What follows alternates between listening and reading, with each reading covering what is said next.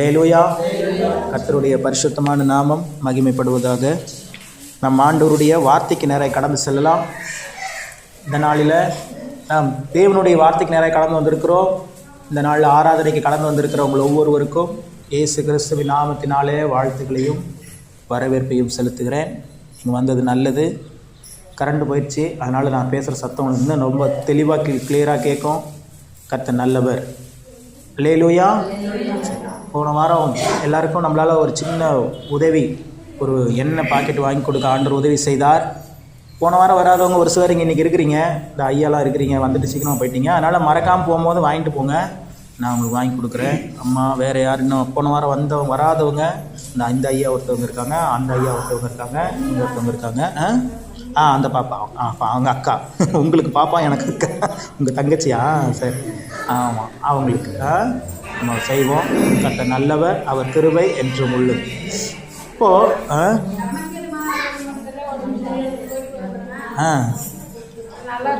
இங்கே மால்வாக்காரங்களா? சரி சரி சரி சரி சரி சரி சரி சரி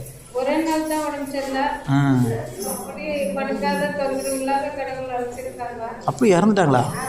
ஐயோ, அம்மாவா? அந்த அம்மா நம்ம போய் பார்த்து ஜெபம் பண்ணிட்டு வந்தோமே, என்னைக்கு? அப்படியா? சரி சரி சரி சரி சரி சரி சரி சரி சரி. ஆமாம், அவங்க ஐயாவுக்கு கஷ்டமாக இருக்குங்க. சரி சரி சரி, ஜெபம் பண்ணுவாங்க, அவங்க குடும்ப ஆறுதலுக்காக. உண்மையாகவே இந்த அம்மாலாம் இந்துக்காரங்க தான், ஆனால் மால்வாயில் இருக்கிறாங்க. நம்ம சரசம்மாவுக்கு சம்மந்தி.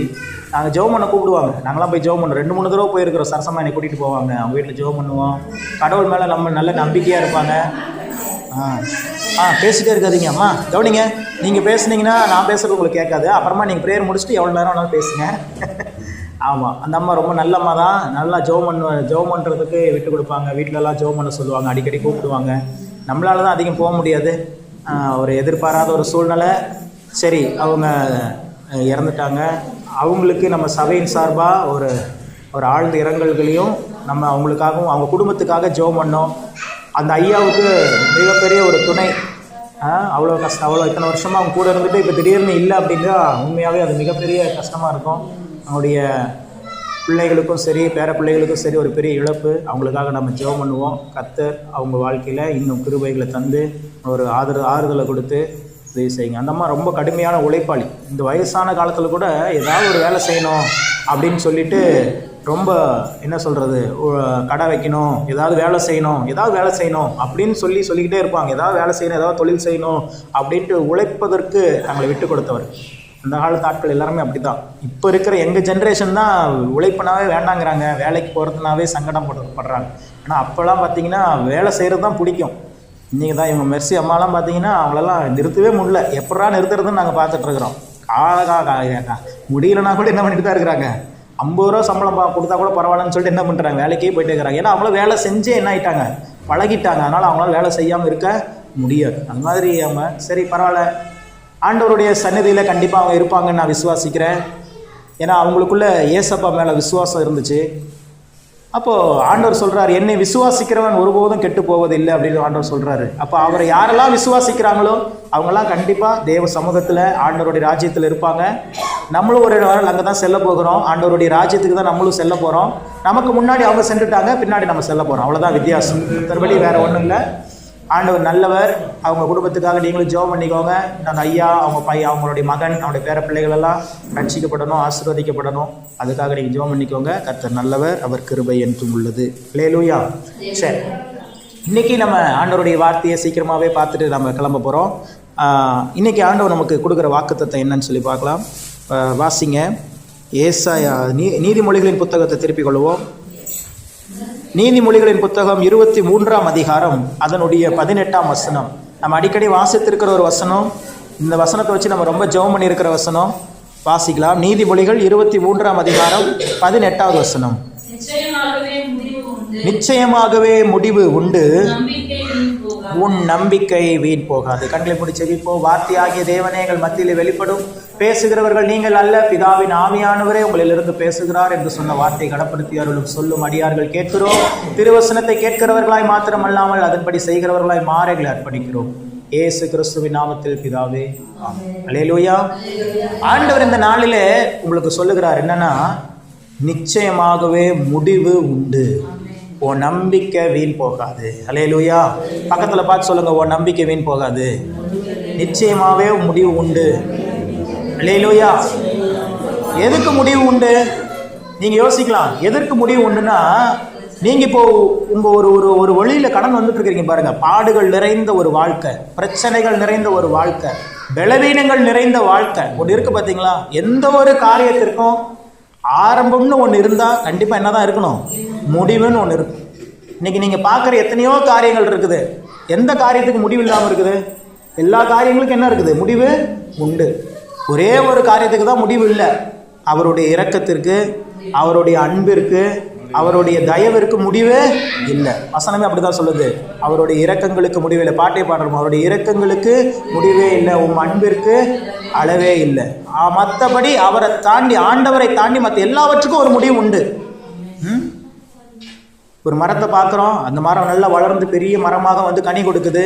ஒரு குறிப்பிட்ட காலகட்ட பிறகு பார்த்தீங்கன்னா அது அப்படியே என்ன ஆயிருது, அதுக்கு ஒரு முடிவு பட்டு போய் ஏதாவது ஒரு வியாதி வந்தோ, ஏதோ ஒரு செடி ஏதோ பிரச்சனை வந்தோ என்ன ஆயிருது, அது ஒரு முடிவு வருது.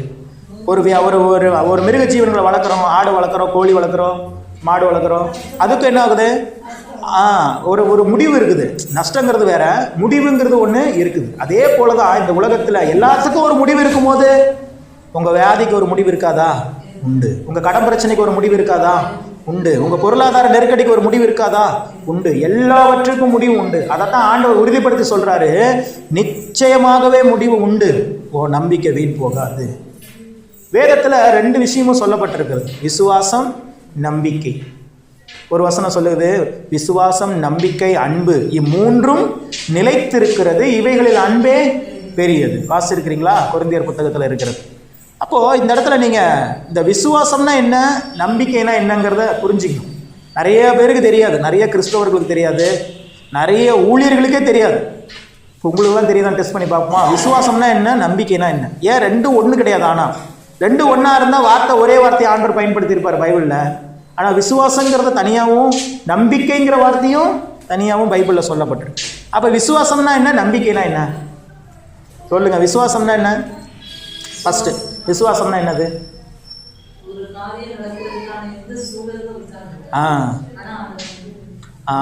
அது அது நடக்கிறதுக்கு உண்டான எந்த சூழலுமே இருக்காது, ஆனால் அது நடக்கும்னு சொல்லி இருக்கிறோம் பார்த்தீங்களா? அதுக்கு பேர் விசுவாசம்னு வயசு சொல்லுது. இல்லை, அது இல்லை. நம்பிக்கையாக இருக்கணும். நீங்கள் சொல்கிற போதே சொல்லிட்டீங்க, அது நம்பிக்கை. நீங்கள் சொன்னது கரெக்டு, ஆனால் அது நம்பிக்கை. இப்போ நம்ம நம்பிட்டு இருக்கிறது எல்லாமே என்னது தான்? நம்பிக்கை. ஆண்டவர் என்னை ஆசீர்வதிச்சு, ஆண்டவர் எனக்கு ஒரு வீடை தருவார் பிரதர், தருவார், நான் எனக்கு சொந்த வீடை தருவார் அப்படின்னு நம்பிக்கையோடு இருக்கிறோம்னா அதுக்கு பேர் என்னது? நம்பிக்கை. அது பேர் விசுவாசம் இல்லை, அதுக்கு பேர் என்னது? நம்பிக்கை. ஆண்டவர் எனக்கு ஒரு கார் தருவார் பிரதர், அது என்னது? நம்பிக்கை. ஆண்டவர் என் வியாதியை சுகமாக்குவார் பிரதர், அது என்னது? நம்பிக்கை.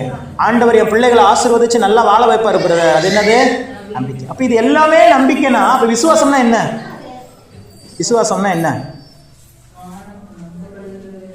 காணப்படாதவைகளின், ஆமாம், அப்படி சொன்னாலும் புரியாது. நான் சொல்கிறேன், நீங்கள் ஒன்று நம்பிட்டு இருக்கிறீங்க பார்த்தீங்களா? ஆண்டவர் எனக்கு இதை செய்ய போகிறாரு, ஆண்டவர் எனக்கு இதை செய்ய போகிறாரு, எனக்கு என் கடன் பிரச்சனை நீக்க போகிறாரு, எனக்கு வர வேண்டிய பணங்களை கொடுக்க போகிறாரு, எனக்கு வர வேண்டிய நகைகளை திருப்பி தர போகிறாரு, என் பிள்ளைகளை நல்லா வாழ வைக்க போகிறாரு, எனக்கு ஒரு வீடை தரப்போகிறாரு, எனக்கு ஒரு சபையை தரப்போகிறாரு, எனக்கு இன்னும் 1000 ஆத்துமாக்களை தரப்போகிறாரு நம்புறீங்க பார்த்தீங்களா? இதுக்கு பேர் நம்பிக்கை. விசுவாசம்னா என்ன அப்படின்னா, இதை எல்லாவற்றையும் ஏற்கனவே ஆவின் மண்டலத்தில் எனக்கு ஆண்டவர் கொடுத்து விட்டார். விசுவாசம்ங்கிறது என்னது? ஆல்ரெடி இதெல்லாம் என்ன பண்ணிக்கிட்டேன்?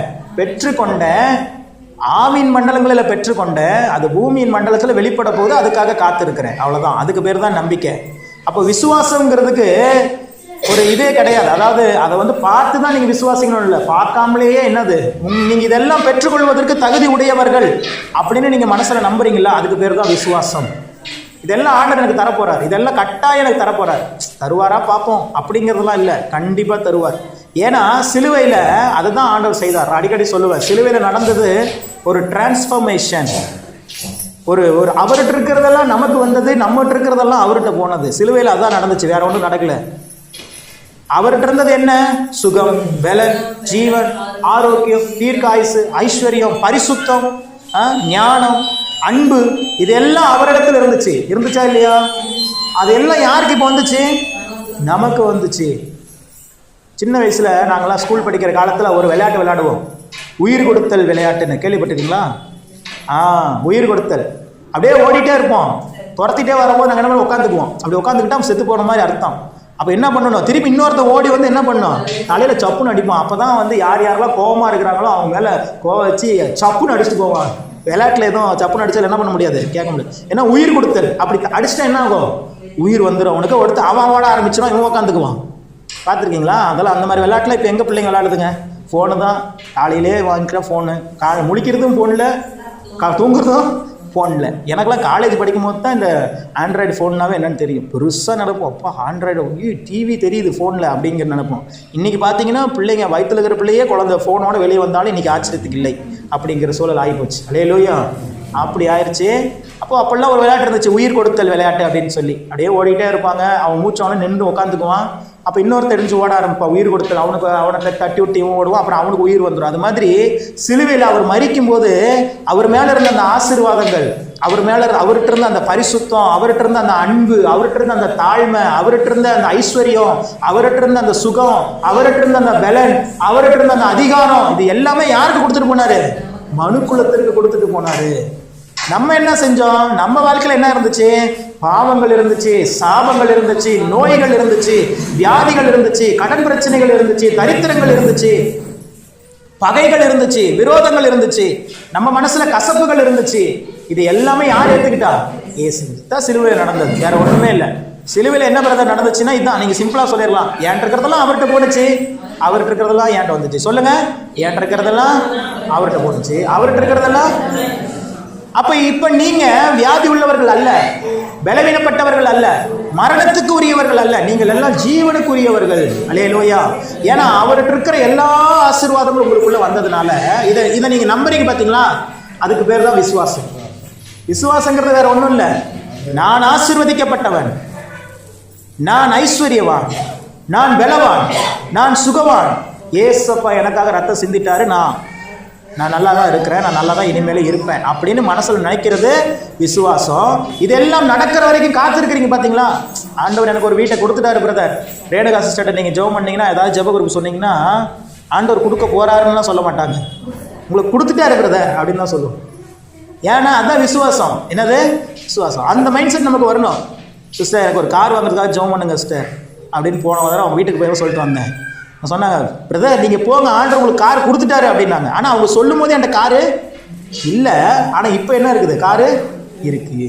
அதான் அப்போ விசுவாசம். அன்னைக்கு அவங்க சொன்னாங்க பார்த்தீங்களா, அதுக்கு பேர் என்னது? விசுவாசம். இப்போ ஆண்டவர் எனக்கு கார் கொடுத்துட்டாரு, அது இந்த பூமிக்குரிய நாட்களில் நான் பெற்றுக்கொள்ள போறேன் அப்படின்னு நம்பிக்கையோடு இருக்கிற பார்த்தீங்களா, அதுக்கு பேர் தான் என்னது? நம்பிக்கை. அப்போ விசுவாசம் தான் எதை உண்டாக்கும்? நம்பிக்கையை உண்டாக்கும். அந்த நம்பிக்கை உங்கள் வாழ்க்கையில் இருந்துச்சுன்னா உங்கள் வாழ்க்கையில் நீங்கள் எல்லாவற்றையும் பெற்றுக்கொள்ள முடியும். அல்லேலூயா. அதனால் இதுக்கெல்லாம் ஒரு முடிவே இல்லையா பிரதர் அப்படின்லாம் நினைக்காதீங்க. எல்லாவற்றிற்கும் ஒரு முடிவு உண்டு. உங்கள் பிரச்சனைகளுக்கு ஒரு முடிவு உண்டு, உங்கள் அவமானங்களுக்கு ஒரு முடிவு உண்டு, உங்கள் பலவீனங்களுக்கு ஒரு முடிவு உண்டு, உங்கள் தோல்விகளுக்கு ஒரு முடிவு உண்டு. வாழ்க்கை ஃபுல்லாக தோல்வியாக அடைஞ்சிட்டு இருக்க மாட்டீங்க. உங்களுக்குன்னு ஒரு நாளை ஆண்டவர் குறித்திருக்கிறார். அந்த நாள் நீங்கள் வெற்றி அடைகிற நாள், நீங்கள் செழித்தோங்குகிற ஒரு நாள், நீங்கள் வளருகிற ஒரு நாள், நீங்கள் ஆசீர்வாதமாக இருக்கிற ஒரு நாள். வாழ்க்கை ஃபுல்லாக கஷ்டத்தையே அனுபவிச்சுட்டு இருக்கிறதுக்கா வாழ்க்கை? இல்லை. கஷ்டங்கிறது வாழ்க்கையில் ஒரு பகுதி. அதை கடந்து வந்துட்டீங்கன்னா நன்மைகளை பார்க்கணும், கிருபைகளை பார்க்கணும், ஆசீர்வாதங்களை சுதந்திரித்துக் கொள்ளணும். அதை நீங்கள் கேட்கணும். ஃபஸ்ட்டு என்ன பண்ணணும்? அதெல்லாம் கேட்கணும். ஆண்டவரிடத்துல நீங்கள் கேட்டால் அவர் நிச்சயமாக தருவார். அவர் தர்ற வரைக்கும் கொஞ்சம் வெயிட் தான் பண்ணணும், வேற ஒன்றும் பண்ண வேண்டியதில்லை. இன்னைக்கு கேட்டால் இன்றைக்கே தந்துடுவாரா? இன்றைக்கே தரமாட்டார். நீங்கள் கேட்டுகிட்டே இருந்தீங்கன்னா உங்களுக்குன்னு ஒரு நாளை குறித்து வச்சுருப்பாரு. அந்த நாளில் நீங்கள் கேட்டதை விட அதிகமாக ஆண்டர் கொடுத்துருவார். அல்லேலூயா. பாருங்கள், சீக்கிரமாக இந்த காரை எடுத்து இன்னொரு பெரிய காரை நம்மளுக்கு ஆண்டர் கொடுத்துட்டார். அல்லேலூயா. சீக்கிரம் அந்த பெரிய காரை வந்துடும் பாருங்க நம்மளுக்கு. ஆண்டவர் நமக்காக செய்வார். நம்ம வேலையெல்லாம் விசுவாசிக்கணும், நம்பிக்கையோடு காத்திருக்கும். குறை சொல்லிடவே கூடாது. ஆண்டவரை மட்டும் என்ன பண்ணிடக்கூடாது, குறை பேசிடவே கூடாது. பிசாசு அப்போ தான் உங்கள் மனசில் பேச வைப்பான். என்ன நீ ஆண்டவரை தேடுற, வாரம் சர்ச்சுக்கு போய் உட்கார்ற, உனக்கு நல்லா இருச்சா, பிரச்சனை மாறிடுச்சா, உன் குடும்பத்தில் சூழ்நிலை மாறிடுச்சா அப்படின்னு பிசாசு நம்ம காதில் போட்டுக்கிட்டே இருப்பான் வார்த்தையை. அதெல்லாம் தள்ளிடுங்க. ஏன் அப்பா யார், ஆண்டவர். ஏன் அப்பா எனக்கு செய்யாமல் வேறு யாருக்கு செய்ய போகிறேன்? உங்கள் கூடவே இருந்து நீங்கள் வேண்டுவதற்கும், வசனம் அப்படியே இருக்குது, நீங்கள் வேண்டுவதற்கும் நினைப்பதற்கும் அதிகமாய், மிகவும் அதிகமாய் கிரியை செய்ய வல்லவராக இருக்கிறார். நீங்கள் எதிர்பார்த்ததை விட ஆண்டவர் அதிகமாக செய்யும். சரசமாக வீடு கட்டும் போது சும்மா ஒரு சார்ஜ் வீடு கட்டினா போதும் தான் பிளான் பண்ணாங்க. ஆனால் இப்போ எப்படி மாறினுச்சு, ஆடி வீடாக மாறிடுச்சு. காரணம் என்னென்னா ஆண்டவர்கிட்ட ஜெபம் பண்ணியிருக்கிறோம். ஆரம்பத்திலேருந்து அந்த அம்மா ஜெபம் பண்ணிட்டு இருக்கிறாங்க, கண்ணீரோடு ஜெபம் பண்ணுவாங்க. அவங்க மற்ற கோயிலுக்கு போவாங்க, மற்ற கோயிலுக்கு வருவாங்க. அதை பற்றிலாம் நான் கவலைப்பட வேண்டியதே இல்லை. நான் அதை அவங்கள தப்பு சொன்னதில்லை. இத்தனை வருஷத்தில் கேட்டு பாருங்கள், ஒரு நாளாவது இந்து கோயிலுக்குலாம் நீங்கள் போகாதீங்க சரசமான்னு நான் சொல்லியிருக்கேன்னு கேளுங்க, சொல்லவே மாட்டேன். என்னுடைய நோக்கம் என்னென்னா, அதான் நான் சொல்கிறேனே, நீ அங்கே போக வேண்டாம்னு நான் சொல்ல மாட்டேன். என்ன பண்ண மாட்டேன் நான்? ஆமாம், உங்களுடைய தனிப்பட்ட விருப்பம். என்னது, உங்களுடைய தனிப்பட்ட விருப்பம். ஆனால் இங்கே வாங்கன்னு கட்டாயப்படுத்துவேன். அங்கே போகாதீங்கன்னு சொல்கிறதுக்கு எனக்கு உரிமை கிடையாது. ஆனால் இங்கே நீங்கள் கண்டிப்பாக வந்தே ஆகணுங்கிறதுக்கு எனக்கு உரிமை உண்டு. உங்கள் சகோதரனாக, உங்கள் பிள்ளையாக, அவ்வளோதான், பிள்ளை சகோதரன் தான், வேறு இது இல்லைல்ல. உங்கள் தம்பியாக, உங்கள் அண்ணன்னு சொல்கிறதுக்கு யாரும் இல்லை. அப்போது நீங்கள் இங்கே வாங்கன்னு சொல்லுவேன். நீங்கள் இங்கே வாங்க. ஏன்னா என்னையை பொறுத்த வரைக்கும் என்னென்னா, ஆண்டவருடைய அன்பில் நீங்கள் நிரப்பப்பட்டுட்டீங்கன்னா, ஆண்டவருடைய வார்த்தையினால நீங்கள் நிரப்பப்பட்டுட்டீங்கன்னா, உங்களுக்கே நல்லா கார் ஓட்ட தெரிஞ்சிருச்சுன்னா நீங்கள் கார் டிரைவர் வைக்க போகிறீங்களா? கற்றுக்கதா, எங்கள் மாமா கற்று தந்துடுவார், கவலையப்படாதீங்க, சூப்பராக கற்று தருவார். சொல்கிறேன், நீங்களே நான் இப்போ திருமணமாகி இப்போ இருக்கிற பிள்ளைகள்லாம் பார்த்தீங்கன்னா, வாலிப பிள்ளைங்களாம் திருமணம் ஆயிடுச்சு, நல்ல ஒரு வசதியான குடும்பத்தில் பார்த்தீங்கன்னா, திருமணம் ஆன பிறகு பிள்ளைங்களுக்கு சமைக்க தெரியாது. உடனே என்ன பண்ணுவாங்க, வேலைக்கே ஆள் வச்சுருவாங்க, சமைக்கிறதுக்கு ஆள் வச்சுக்குவாங்க. இங்கே எப்படின்னு தெரில, இங்கே கிராமங்கிறதுனால நம்மளே சமைச்சிரோன்னு வச்சுங்க. அங்கே சேலத்துலலாம் அப்படி தான். நீங்கள் பிள்ளைங்களை கல்யாணம் பண்ணி கொடுத்துட்டோம் அப்படின்னா, நல்ல வசதியான குடும்பங்களை சொல்கிறேன், அந்த பிள்ளைங்க நல்ல படிச்சிருப்பாங்க, நல்ல வசதி வாய்ப்போடு இருப்பாங்க. கணவனும் வசதி, மனைவி வசதியாக இருக்கிறதுனால என்ன பண்ணுவாங்க, சமைக்க தெரியாதுங்கிறதுனால ஒரு ஆள் என்ன பண்ணிக்குவாங்க, வேலைக்கு வச்சுக்குவாங்க சமைக்கிறதுக்காக. அப்படியே வாழ்க்கை ஃபுல்லாக ஓட்டிட மாட்டாங்க. 1 வருஷம் வச்சுருப்பாங்க, 2 வருஷம் வச்சுருப்பாங்க. அப்புறம் இந்த பொண்ணு என்ன பண்ணிக்கும், சமைக்க கற்றுக்கும். கற்றுக்கிட்ட பிறகு இதுக்கு மேலே ஆள் எனக்கு வேண்டாம், நானே சமைச்சிக்கிறேன்னு சொல்லி அந்த பொண்ணு சமைக்க ஆரம்பிச்சிடும். அதே போல தான் இந்த இடத்துல நீங்கள் வந்து தேவ அன்பினாலையும் தேவ வார்த்தையினாலும் நிரப்பப்பட்டுட்டீங்க அப்படின்னா, மாற்றங்கள் என்பது அவரால் கொடுக்கப்படுகிறது, மனிதனால் கொடுக்கப்படுவது அல்ல. நான் சொல்லியா நீங்கள் கேட்க போகிறீங்க, அவர் சொல்லுவார், அப்போ நீங்கள் கேட்டால் போதும். அல்லேலூயா. அதனால் உங்களுக்கே இங்கே நன்மை நடக்குது அப்படின்னு தெரிஞ்சிருச்சுன்னா நீங்கள் அப்புறம் வேறு இடத்துக்கு போக போகிறீங்க? போக மாட்டேன். அதான் சொல்கிறேன். அதனால் நான் அந்த விஷயத்தில் ஸ்ட்ராங்காக இருப்பேன். நீங்கள் கடவுள் இடத்துல இருக்கோம், கடவுளுடைய சமூகத்தில், ஆண்டவருடைய சமூகத்தில் நீங்கள் இருக்கிறீங்க, உங்களை ஒரு நாள் வெட்கப்பட்டு போக விடவே மாட்டேன். ஆமாம், ஆமாம். அப்படி காலம் காலமாக, தலைமுறையாக நாம் தேவனை தொழுது கொள்ளும்படியாக அழைக்கப்பட்டவர்கள். நம்மளும் உலக பிரகாரமான ஜனங்களும் ஒன்றும் கிடையாது சொல்லுவோம். ஆனாலும் ஆண்டவருடைய அன்பு உங்களை நிரப்பும் போது தான் மாற்றங்கள் உண்டாகும். ஆண்டவருடைய அன்பு உங்களை நிரப்பும் போதும் தான் உங்களுடைய சுவாபங்களே மாறும். அப்படித்தான் தேவன் செயல்படுகிறார். அவர் அன்பு கொடுத்து அரவணைக்கிறார். எப்படி அன்பு காட்டி அரவணைத்து, நீங்கள் அவரை விட்டு விலகி போனாலும் அவர் அன்பை காட்டி திரும்ப உங்களை என்ன பண்ணிக்கிறாரு, அணைச்சி கொள்ளுகிறார். அப்படிப்பட்ட ஒரு அன்பின் ஆண்டவரை தான் நாம் வணங்கி கொண்டிருக்கிறோம். அல்லேலூயா. இப்போ ஆண்டவர் இன்னைக்கு என்ன சொல்றாருன்னா, நிச்சயமாகவே முடிவு உண்டு. உன் நம்பிக்கை வீண் போகாது, உன் நம்பிக்கை நீ விட்டுறாத, உன் விசுவாசத்தை நீ விட்டுறாத. நான் உன்னை கண்டிப்பாக ஆசீர்வதிப்பேன், உன் சூழ்நிலையை மாற்றுவேன், உனக்கு வர வேண்டிய பணங்களை உனக்கு கொண்டு வந்து சேர்ப்பேன். நீ இழந்து போன ஆசீர்வாதங்கள் உன்னை தேடி வரும், நீ இழந்து போன உறவுகள் உன்னை தேடி வரும். உன் வாழ்க்கையில் இருக்கிற பலவீனங்கள் மாறும், வியாதிகள் மாறும், சுகவீனங்கள் மாறும், குறைவுகள் மாறும். நீயும் இந்த உலகத்தில், இந்த கிராமத்தில் ஒரு தலை சிறந்த ஒருவர்களாய் மாறுவீர்கள், மாற்றப்படுவீர்கள் தேவனுடைய கரத்தினாலே. அல்லேலூயா. இன்னொரு வசனத்தை வாசிக்கலாம். வேற என்ன செய்வார் நிச்சயமாக அப்படின்னா, ஆதியாகமத்தின் இது 2 ஒன்றா வாசிக்கலாம். எரேமியாவின் புத்தகம் 51வது அதிகாரம் 56ஆம் வசனத்தை வாசிங்க. எரேமியா 51ஆம் அதிகாரம் 56ஆம் வசனத்தை வாசிக்கலாம். 51, 56 வாசிங்க. பாபிலோனை பாழாக்குகிறவன் அதன் பராக்கிரமசாலிகள் பிடிபடுவார்கள், முறிந்து போகும். சரி கட்டுகிற தேவனாகிய கர்த்தர் நிச்சயமாக பதில் அளிப்பார். அல்லேலூயா. ஃபர்ஸ்ட் சொன்னாரு நிச்சயமாகவே முடிவு உண்டு அப்படின்னு சொன்னாரு. இப்ப ரெண்டாவது என்ன சொல்றாரு? நான் உனக்கு நிச்சயமா பதில் கொடுப்பேன். அல்லேலூயா. நான் உனக்கு நிச்சயமா பதில் கொடுப்பேன். நீ சமூகத்துல ஒவ்வொரு நாளும் ஜெபம் பண்ணிட்டு இருக்கிற, என்னை நோக்கி கூப்பிட்டுட்டு தான் இருக்கிற, நான் உன்னை பார்க்கல நீ நினைக்கிற, நான் இன்னும் ஆண்டவர் எனக்கு பதில் கொடுக்கலையே நீ நினைக்கிற. ஆனால் ஆண்டவர் சொல்றாரு நிச்சயமாகவே பதில் அளிப்பார். சரி கட்டுகிற தேவனாகிய கர்த்தர். நம்ம சரி கட்ட வேண்டியதில்லை, அவர் என்ன பண்ணிடுவார்? எல்லாவற்றையும் சரி கட்டி, சரி கட்டுகிற தேவனாகிய கர்த்தர் நிச்சயமாகவே பதில் அளிப்பார். ஒரு நாள் இல்லை ஒரு நாள் நம்மளுடைய வாழ்க்கையினுடைய எல்லா சூழ்நிலைகளும் மாறி ஆண்டவர் என் ஜெபத்திற்கு பதில் கொடுத்தார்னு நீங்க இங்க வந்து நின்று சாட்சி சொல்லுவீங்க. அல்லேலூயா. அப்படிப்பட்ட ஒரு உன்னதமான வாழ்க்கைக்கு நேராக தான் நீங்கள் அழைக்கப்பட்டிருக்கிறீர்கள். உங்கள் நம்பிக்கை விட்டுவிட கூடாது. போராடிக்கிட்டே இருக்கணும். என்கிட்ட கேட்டாங்க, ஒரு விஷயத்தை பெற்றுக்கொள்ளணும்னா எத்தனை நாள் ஜெபம் பண்ணணும், எவ்வளோ நேரம் ஜெபம் பண்ணணும் அப்படின்னு என்கிட்ட ஒரு சகோதரி கேட்டாங்க. நான் சொன்னேன், அதை பெறுகிற வரைக்கும் நீங்க என்ன பண்ணிட்டே தான் இருக்கணும், கேட்டுக்கொண்டே தான் இருக்கணும். ஏன்னா வசனம் அப்படிதான் சொல்லுது, கேட்கிறவன் எவனும் பெற்றுக்கொள்கிறான். அப்படின்னா என்ன அர்த்தம்னா, கேட்கிறவன் அது எதை குறிக்குது? பிரசன்ட் டென்ஸை குறிக்குது, நிகழ்காலத்தை குறிக்குது, கடந்த காலத்தை குறிக்கல. கேட்டவன் பெற்றுக்கொள்கிறான் அப்படி சொல்லப்படல, கேட்க போகிறவன் பெற்றுக்கொள்கிறான் அப்படியும் சொல்லல, கேட்கிறவன் எவனும் பெற்றுக்கொள்கிறான். வார்த்தையை நீங்க நல்லா தியானிச்சிங்கன்னா தான் அதில் இருக்கிற ஆழங்கள் உங்களுக்கு புரியும். அப்போ என்ன பண்ணணும்? ஒவ்வொரு நாளும் கேட்டுக்கொண்டே இருக்க வேண்டும். ஒரு வீட்டுக்கு போகிறோம், உள்ள ஒருத்தர் நல்லா படுத்து தூங்கிட்டு இருக்கிறாரு, கதவை போய் தட்டுறோம். இப்போலாம் காலிங் பெல் வந்துருச்சு. அப்போல்லாம் என்ன பண்ணுவாங்க? கதவை தான் தட்டணும். ஒரு தடவை தட்டுறீங்க, 2 தடவை தட்டுறீங்க, நீங்கள் கிட்டத்தட்ட 1 மணி நேரம் 1.5 மணி நேரம். இப்போ இங்கேருந்து பெரம்பலூருக்கே ஒருத்தர் தேடி போகிறீங்க. சரசமாகலாம் அன்னமங்கலத்துலலாம் இப்போ சொந்தக்காரங்க இருக்கிறாங்க. அன்னமங்கலத்துக்கே போகிறோம், ஒரு ஃபங்க்ஷனுக்கு போகிறோம், அவர் வீடை கூட்டு போட்டு தூங்கிட்டு இருக்கிறாப்புல. போய் கதவை தட்டுறோம், ஒரு தடவை தட்டுறோம், 2 தடவை தட்டுறோம், 3 தடவை தட்டுறோம், திறக்கலன்னு பஸ்ஸு பிடிச்சி திருப்பி வீட்டுக்கு வந்துருவோமா? என்ன பண்ணுவோம்? கதவே உடைச்சிட மாட்டோம். திறந்து, உன்னை நம்பி இத்தனை பேர் நான் கூப்பிட்டு வந்துட்டேன், உங்களை நம்பி என் சபையிலேருந்து எல்லா மக்களையும் கூப்பிட்டு வந்துட்டேன், இன்னையா படுத்து நல்லா தூங்கிட்டு இருக்கிற, கதவை துறையான்னு என்ன பண்ணிடுவோம்? தட்டிக்கிட்டே இருக்கும். இதே போல தான் கிறிஸ்தவ வாழ்க்கையும். ஆண்டவர் இடத்துல ஒரு நன்மையை கேட்டுட்டீங்கன்னா கேட்டுக்கொண்டே இருக்கணும். எப்படி? கேளுங்கள் அப்பொழுது உங்களுக்கு கொடுக்கப்படும். கேட்கிறவன் எவனும். வசனம் அழகா சொல்றாங்க பாருங்க. காமச்சமக்கெல்லாம் படிப்பு தெரியாது பாருங்க. நான் பாதி வசனம் சொன்னா அடுத்த வசனம் சொல்லிட்டாங்க பாருங்க. கேளுங்கள் உங்களுக்கு கொடுக்கப்படும் சொல்றேன், அவங்க தட்டுங்கள் உங்களுக்கு திறக்கப்படுங்கிறாங்க. அதான் வசனம் மனசுல பதிஞ்சிருச்சு. படிப்புலாம் முக்கியமே இல்லை. பாருங்க, நீங்க படிக்க தெரிஞ்சவங்க பைபிள் வாசிக்க மாட்டேங்கிறாங்க. ஆனா படிக்காதவங்களுக்குள்ள நீங்க மாமாலாம் எடுத்துக்கிட்டீங்கன்னா கிட்டத்தட்ட ஒரு 20-30 பாட்டு சொந்தமாவே எழுதிட்டார் ஆண்டவர். படிப்பெல்லாம் ஒன்றும் கிடையாது. ஆனாச்சா ஏபிசிடி எதுவும் தெரியாது. ஆனா வசனத்தை படிக்கிறாங்க, பிரசங்கம் பண்ணுவார் குரூப்லாம்.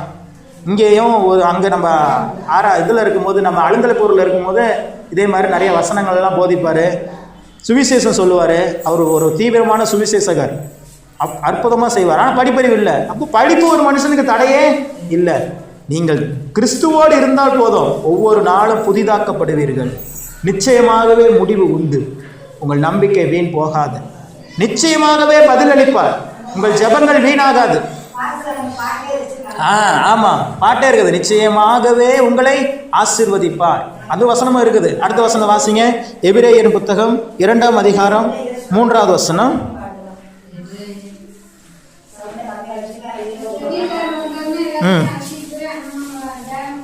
சாரி, எபிரேயர் 6:14. எபிரேயர் 6ஆம் அதிகாரம் 14ஆம் வசனத்தை வாசிங்க.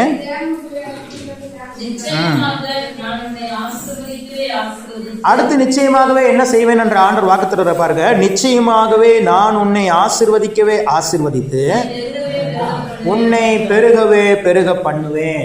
ஆண்டவர் அடுத்த நிச்சயத்தை எதை கொடுக்கிறார்? ஃபர்ஸ்ட் நிச்சயமாகவே நம்பிக்கை, நிச்சயமாகவே முடிவு உண்டு, உன் நம்பிக்கை வீண் போகாதுன்னு சொன்னாரு. 2வது நிச்சயமாகவே நான் பதில் அளிப்பேன் அப்படின்னு சொன்னாரு. 3வது நிச்சயமாகவே நான் உங்களை ஆசீர்வதிக்கவே ஆசீர்வதித்து உங்களை பெருகவே பெருக பண்ணுவேன். 3வது ஒரு நிச்சயம். இதெல்லாம் நிச்சயமா நடக்க போகுது நம்ம வாழ்க்கையில. அதைத்தான் இன்னைக்கு நான் அந்த நிச்சயம்ங்கிற வார்த்தையின் தலைப்புல உங்களுக்கு செய்திகளை சொல்லி கொண்டு இருக்கிறேன். அப்ப நிச்சயமாகவே ஒரு முடிவு உண்டு, உங்கள் நம்பிக்கை வீண் போகாது. நிச்சயமாகவே தேவன் உங்கள் ஜெபங்களுக்கு பதில் அளிப்பார். மூணாவது, நிச்சயமாகவே நீங்கள் ஆசீர்வதிக்கப்பட்டு பெருகவே பெருக பண்ணுவீர்கள். அல்லேலூயா. ஆண்டவர் உங்களை ஆசீர்வதிக்கிறவர், அவர் உங்களை பெருக பண்ணுகிறவர். நம்முடைய பிள்ளைகள் நல்லா இருக்கிறத விட அவருக்கு வேற ஒரு சந்தோஷமான விஷயம் எதுவுமே இல்லை. நீங்க ஆண்டவர்கிட்ட போய் ஒரு பேட்டி எடுத்தீங்கன்னா, ஏசப்பா உங்களுக்கு என்ன பிடிக்கும் அப்படின்னு கேட்டீங்கன்னா, நீ நல்லா இருந்தாதான் எனக்கு பிடிக்கும். நீ நம்மளே எடுத்துக்கோங்களேன், நீ சாதாரணமான தாய் தகப்பனா இருக்கிற நம்ம பிள்ளைகள் அவங்க நல்லவங்களோ கெட்டவங்களோ நம்மளை பார்க்குறாங்களோ இல்லையோ, ஆனால் அவங்க நல்லா இருந்தால் நம்மளுக்கு பிடிக்குமா, நல்லா இருந்தால் நம்மளுக்கு பிடிக்குமா? நல்லா இருந்தால் தான் பிடிக்கும். எந்த தாய் தகப்பனா இருந்தாலும் அவங்க நல்லா இருக்கட்டும் தான் நினைப்பாங்க. நம்மளை பார்த்தாலும் சரி பார்க்கலனாலும் சரி, நம்மளுக்கு கொடுத்தாலும் சரி கொடுக்கலனாலும் சரி, நம்ம பிள்ளைங்க நாளைக்கு கஷ்டப்படுறாங்கிற வார்த்தையை கேட்டால் நம்மளால என்ன பண்ணிக்க முடியாது, தாங்கிக்க முடியாது. ஆனால் அவங்க நல்லா வீடெல்லாம் கட்டி நல்லா காரெல்லாம் வாங்கி நல்லா வாழ்றாங்க அவங்க பிள்ளைங்க அப்படின்னு சொன்னாங்கன்னா மனசுல எப்படி இருக்கும், சந்தோஷமா இருக்கும். இந்த சுவாபம் எங்கிருந்து வந்துச்சு, அவர்கிட்ட இருந்து வந்துச்சு. நீங்களும் நானும் அவருடைய சாயலாக படைக்கப்பட்டிருக்கிறோம். அதே போலதான் ஆண்டவருக்கும். என் புள்ள கவலையோடு இருக்குது, கண்ணீரோடு இருக்குது, கடன் பிரச்சனையோடு இருக்குது, வியாதியோடு இருக்குது, பலவீனத்தோடு இருக்குது, இப்படியே இருக்குது. அதனால ஆண்டவருக்கு ஒரு நாளும் மகிழ்ச்சி இல்லை. என் பிள்ளைக்கு நல்லா இருக்குது, பரிசுத்தமா வாழுது, உண்மையா வாழுது, வார்த்தையை கேட்குது, ஞாயிற்றுக்கிழமான சபைக்கு வருது, வார்த்தை புரியுதோ புரியலையோ ஆனா வார்த்தையை கேட்குது, அதுதான் எனக்கு சந்தோஷம்னு ஆண்டவர் சொல்லுகிறார். அல்லேலூயா. அப்ப அவரை சந்தோஷப்படுத்துவதற்கு ஒரே வழி என்னன்னு கேட்டீங்கன்னா, நம்ம சந்தோஷமா இருக்கிறது தான், வேற ஒண்ணுமே இல்லை. நீங்க வேற எதுவும் வச்சீங்கன்னா ஆண்டவரை சந்தோஷப்படுத்த முடியாது. நீங்க மகிழ்ச்சியா சந்தோஷமா கவலை இல்லாம கண்ணீர் இல்லாம எல்லாவற்றையும் என் ஆண்டவர் பார்த்து கொள்வார் அப்படிங்கிற ஒரு நம்பிக்கையோட நீங்க சொல்லணும். அவர் மேல பார்த்து வச்சிடணும். வசனமே அதான் சொல்லுது, அவர் உங்களை விசாரிக்கிறவரானபடியா உங்கள் கவலைகளை எல்லாம் அவர் மேல் வச்சிருங்க. உங்க பிள்ளைங்களை குறித்து நீங்க கவலைப்படாதீங்க. உங்க பிள்ளைங்க உங்க பிள்ளைங்க இல்ல, அவருடைய பிள்ளைங்க. உங்க தொழிலை குறித்து நீங்க கவலைப்படாதீங்க, இது உங்க தொழில் இல்ல, அவருடைய தொழில். உங்க வேலையை குறித்து நீங்க கவலைப்படாதீங்க, உங்களோட வேலை இல்ல, அவருடைய வேலை. உங்க வீடை குறித்து நீங்க இனி கவலைப்படாதீங்க, இது உங்க வீடு இல்லை, இனிமே அவருடைய வீடு. அவர் பார்த்து கொள்வார். ஆபிரகாம் அதை தான் செய்யறார். ஈசாக்கு கூட்டிட்டு போறார் பலியிடுறதுக்கு. அப்ப கேட்கிறாரு, ஈசாக்கு குட்டி பையன் கேட்கிறாரு அப்பாட்ட, அப்பா மரம் இருக்கு, விறகு இருக்குது, தீவெட்டி இருக்குது, நெருப்பு இருக்குது, பலியிடுறதுக்கு ஆடு எங்க அப்படின்னு கேட்கிறான்.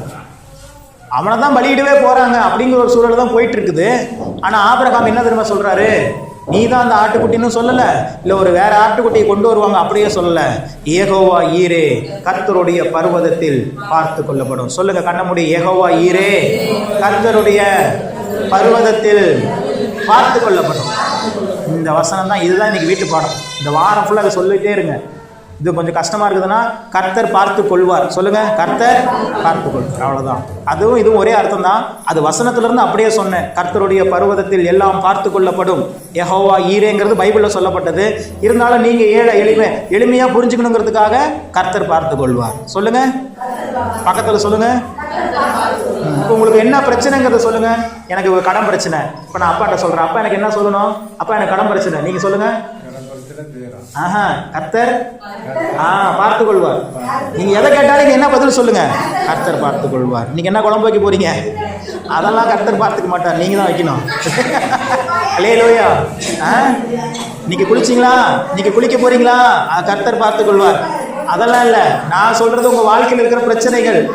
ஆமா, நீங்க போயிட்டு உங்க வீட்டுக்காரர் போய் கேட்டோன்னே, இன்னைக்கு என்ன குழம்பு வச்சா இல்லையா, சர்ச்சுக்கு போயிட்டு லேட்டா வந்திருக்கிற, கர்த்தர் பார்த்து கொள்வார்னா கர்த்தர் பார்த்து கொள்வாரா, இன்னைக்கு உடனே நான் பாக்குறேன் பாருன்னு பார்த்து. ஆமா, அப்படிலாம் பண்ணிடாதீங்க, என்னையும் மாட்டி விட்டுறாதீங்க. அல்லேலூயா. உங்க பிரச்சனைகள், உங்க சூழ்நிலைகள், என் புள்ள வேலைக்கே போக மாட்டேங்கிறான் பிரதர், கர்த்தர் பார்த்து கொள்வார். பிரதர் எனக்கு நான் இன்னும் வாடகை வீட்டில் இருக்கிறேன், இன்னும் சொந்த வீடு வாங்கல, கர்த்தர் பார்த்து கொள்வார்.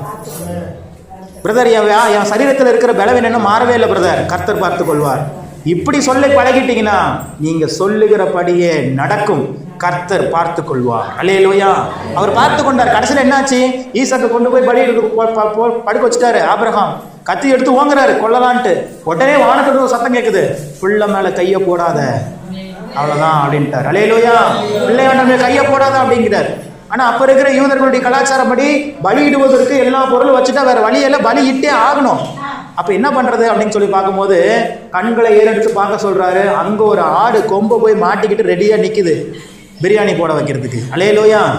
ஆமா, அப்போ அந்த ஆடை ஆண்டவர் காமிக்கிறாரு. உடனே அந்த பையனை தூக்கி கீழே விட்டுட்டு அந்த ஆடை கொண்டு போய் வச்சு ஆடை பலியிட்டு அது பண்றாங்க. அப்பதான் சடங்காச்சார். இப்பெல்லாம் இயேசு கிறிஸ்து நமக்காக பலியானதுனால இப்ப நம்ம பலியிடுறது இல்லை.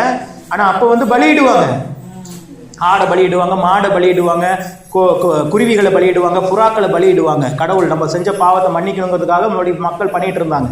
இன்னைக்கு அதைத்தான் இன்னைக்கு இந்து சகோதரர்களும் அதை ஃபாலோ பண்ணிட்டே இருக்கிறாங்க. அதனாலதான் வருஷம் ஒரு தடவை சாமி செய்யறோம்னு சொல்லிட்டு போய் என்ன பண்றாங்க, ஆடையோ மாடையோ கோழியோ போட்டு வெட்டி நம்மளாம் சாப்பிட்றோம்.